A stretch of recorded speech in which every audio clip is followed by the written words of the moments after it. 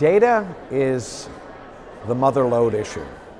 It's an area that we as an industry have spent a lot of time talking about, but doing very, very little to know what to do with.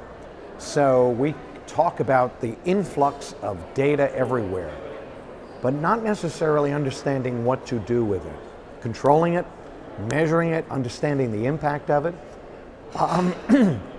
We are actually working very hard with our multiple sets of constituencies to understand what to do with it.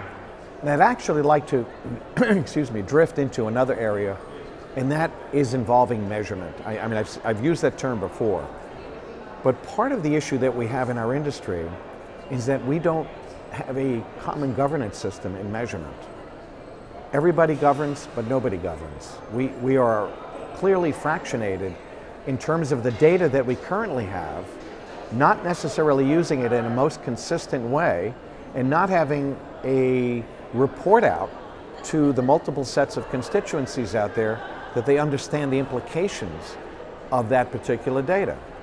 A lot of data is managed inside at my particular member companies at the A&A. They have their own homegrown measurement systems. Why? Because there are so many measurement systems out in the marketplace, a lot of them not providing attribution, not providing cross-platform analytics, which don't necessarily feed into great marketing mix or marketing media or media mix models that allow us to be able to make decisions, better decisions about what to do with all of this information. What do we end up with? We end up with a very, very low growth mentality because we're making decisions on the fly. One of the things that I didn't hear in this morning's sessions, wonderful, great concept, great innovation, great creativity, but I didn't hear the word business growth. How is all of this building businesses? We just can't go on great theory or great practices. We need to know how they're translating into business growth. And that's the next phase of what we're really trying to get at. How are these changes in agency, changes in the way clients and agencies are working together, how are they really translating into improved business building models? This is fundamentally important because if you look at last year's Fortune 500, 42% of those companies listed had declining revenues and 53% had declining after-tax profits.